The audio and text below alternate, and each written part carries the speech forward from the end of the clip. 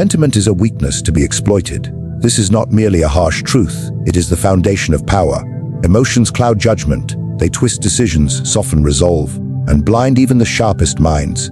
The moment you allow sentiment to govern your actions, you surrender control, not just of yourself, but of your position, your strategy, your future. People speak of love as though it is the highest virtue, but love is the easiest path to manipulation. Those who understand power do not love freely.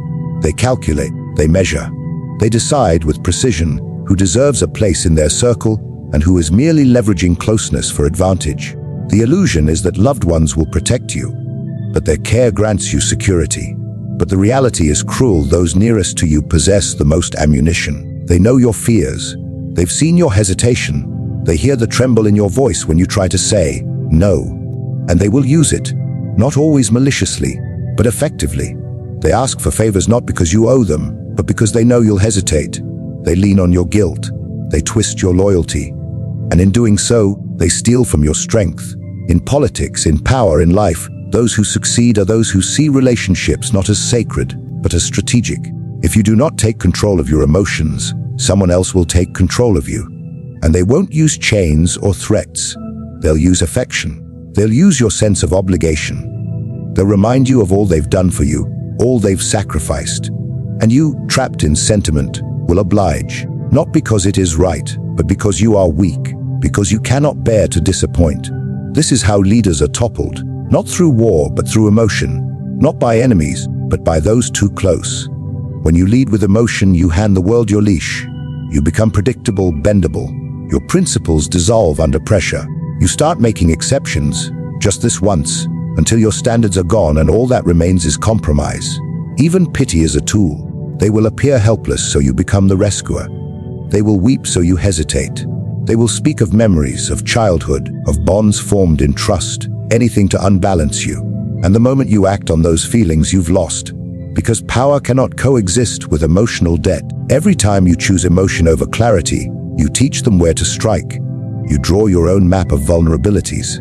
True power requires sacrifice, not the dramatic, theatrical kind that wins applause, but the quiet, brutal decisions made in the dark, when no one is watching and no one will thank you. Power is not given, it is carved out of the flesh of comfort, emotion, and attachment. Those who seek to rise must understand that every step upward requires leaving something, or someone, behind. It is not a question of whether you will make sacrifices, but of what you are willing to sacrifice, and how far you are willing to go without flinching. The average man clings to everything: his friendships, his reputation, his memories. He calls it loyalty, he calls it honor. But in truth it is fear. Fear of being alone, fear of being judged, fear of making enemies. Power has no patience for such sentimentality. To hold a position of control, one must be willing to choose principle over people, purpose over peace, and victory over validation. Those who hesitate in the name of relationships often find themselves subordinate to those who do not. The path to power is littered with choices that make you appear heartless to the uninitiated. But power does not respond to appearances, it responds to results. If your choices are driven by guilt, by nostalgia, or by the desire to be seen as good, then you are not leading, you are performing. And performance invites weakness. True power is not concerned with approval. It is concerned with control, stability, and the endurance of your position. That endurance is only possible when you refuse to let emotion dictate strategy. There will be times when you must silence your compassion. When someone close to you becomes a liability, they must be removed. Not with malice, but with finality. You will be misunderstood, even hated. But those who survive understand that legacy is not built through consensus. It is built through discipline. And discipline demands that you act, not feel. That you choose silence over comfort. That you let go of the things others hold sacred if they stand in the way of your ascent. It is easy to talk of sacrifice when the cost is low. It is easy to preach strength when no blood is being spilled. But when your principles demand you cut ties with those who once stood by your side, when your mission requires you to walk alone while others beg you to bend, this is where true power is revealed. Mercy without strategy is suicide. It is the illusion of strength cloaked in virtue, a softness dressed as nobility. The masses praise mercy because it flatters their weaknesses. They want to believe that kindness is a form of power, that forgiveness makes one superior.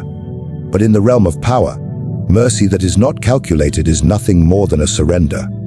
It is the opening of a gate that should remain closed, the offering of your neck to a blade that was already rising. Those who wield power effectively do not act from sentiment, they act from outcome. Every act of mercy sends a message.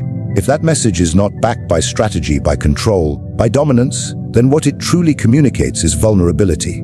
Mercy granted too easily invites exploitation. When people see that you will spare them without consequence, they will learn that your boundaries are flexible, that your threats are negotiable, that your justice is inconsistent. And once they begin to test those limits, your authority begins to erode. It starts small, a refusal, a delay, a quiet act of disobedience. But it grows, because the undisciplined mind confuses mercy for permission. It is not wrong to be merciful. It is wrong to be merciful without thinking. Power is not cruelty, but it is control.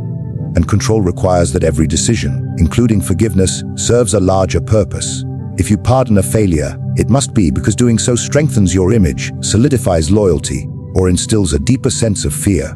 Mercy must cost the recipient more than it costs you. Otherwise, you are not pardoning them, you are rewarding them. People remember leniency. They remember when you spared them, but they do not always repay it with gratitude. Often, they repay it with expectation. They believe they have discovered your soft spot, that you can be swayed, that rules are meant to be bent. And once that belief takes root, it spreads. Others begin to test your thresholds. They observe your inconsistencies. They note who gets away with what. And soon, what was once mercy becomes precedent. You lose the ability to enforce without being questioned. The most effective leaders grant mercy the way a judge delivers a sentence, not with emotion, but with clarity. Not because it feels good, but because it fits the moment. To do otherwise is to make exceptions that slowly unravel your authority. Every time you grant leniency without calculation, you teach your followers that the law is flexible, that your discipline is negotiable, that your power can be softened by pleading. Dominate through fear when love falters. Love is fragile. It depends on mood, on circumstance, on memory. It fades in the presence of discomfort, disagreement, or ambition. People love conditionally. When you please them, when you serve their interests, when you reflect their ideals. The moment you disrupt that image, love begins to crack. Affection turns to doubt. Doubt turns to criticism. And if all you built your authority on was their affection, then your fall is not a matter of if, but when. Love is soft power. It inspires, but it does not control. It motivates, but it does not command. Fear, on the other hand, is immune to affection. It does not require understanding or approval. It demands obedience. Where love asks, fear compels. Where love negotiates, fear enforces. If people only follow you when they admire you, you are not leading, you are entertaining. The true measure of control is whether they follow even when they hate you, even when they question you, even when they wish you would fall. That kind of authority is not built on their love. It is built on their knowledge of consequence. A leader must understand that fear, when wielded correctly, does not mean brutality. It means clarity. It means consistency. It means delivering punishment without apology and drawing lines that are never crossed twice. People do not need to like you to serve you. They need to believe that disobedience carries weight, that rebellion has a price, that your silence is not peace but warning. Love can be given freely, but fear must be earned. In times of peace, when loyalty is easy and comfort is plentiful, love may seem like enough. But the moment you deny them, the moment you say no, the moment your will challenges their desires, love is tested. And most cannot bear the discomfort. They call you change cold, ruthless, and they will walk away if you let them. Fear is the wall that stops them. It is the reminder that leaving you, opposing you, defying you, is not without consequence. It is not about cruelty. It is about control. Even the most loyal followers must, at times, feel your distance. They must wonder how far you're willing to go. They must know that beneath your civility lies a core of iron. Because if they do not fear you at least a little, they will eventually stop respecting you. Love makes them loyal to who you were. Fear keeps them loyal to who you are now. You were not born to be ruled by emotion. You were not built for compromise. You were forged for power, and power demands clarity, control, and the willingness to be cold when warmth becomes a liability. The world will not reward your kindness without strength. It will not protect you for being loyal. It will only take what you allow and push where you are weak. So close your heart when it must be closed. Harden your mind when others beg for softness.